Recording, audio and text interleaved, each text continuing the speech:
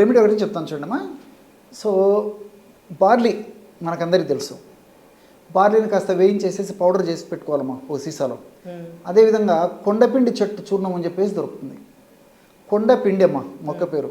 దాన్నే పాషాణ భేది అని చెప్పి సంస్కృతంలో పిలవడం జరుగుతుంది.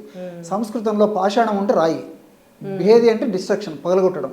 సో రాయిని పగలగొట్టేటువంటి అద్భుతమైనటువంటి శక్తి, రసాయన గుణాలు ప్రకృతి మాత అందులో నిక్షిప్తీకరించి మానవాడికి ప్రసాదించడం చేత దాన్ని పాషాణ భేది అనేటువంటి పేరుతో పేర్కొనడం జరిగిందమ్మా. మనకు దీన్నే కొండపిండి అని చెప్పేసి, కొండపిండి మొక్క అని చెప్పేసి, కొండపిండి చెట్టు పొడి అని చెప్పేసి మనకు మార్కెట్లో దొరుకుతుంటుంది అనమాట. ఇది గ్రామాలు, పట్టణాలు, నగరాలతో నిమిత్తం లేకుండా బయలు ప్రాంతాల్లో ఇంచుమించు ఎక్కడ పడితే అక్కడ ఈ కొండపిండి మొక్కలు లభ్యమవుతుంటాయమ్మా.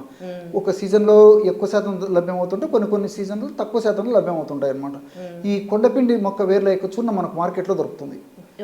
కొండపిండి సమూల చూర్ణం కానీ వేర్ల చూర్ణం కానమ్మా. సో ఆ చూర్ణం తెచ్చుకొని వాడుకుంటే సరిపోతుంది అనమాట.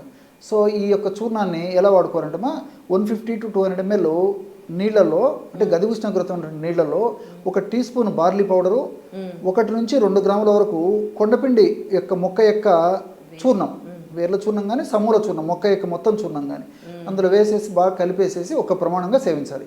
ఉదయం ఆహారానికి ఒక 10-15 నిమిషాల ముందు, రాత్రి ఆహారానికి 10-15 నిమిషాల ముందు. ఈ విధంగా రెగ్యులర్గా ఈ యొక్క ఔషధాన్ని ఈ పద్ధతిలో వాడుకోవడం వల్ల ఉన్నటువంటి రాళ్ళు కరిగిపోవడమే కాకుండా, ఆ యొక్క లక్షణాలు తగ్గిపోవడమే కాకుండా, భవిష్యత్తులో ఆ రాళ్ళు మరలా పునరావృతం కాకుండా ఉండేందుకు కూడా ఇప్పుడు నేను చెప్పినటువంటి ఔషధాల్లో ఉన్నటువంటి రసాయన తత్వాలు సదా కాపాడుతుండేదానికి అవకాశం ఏర్పడుతుంది.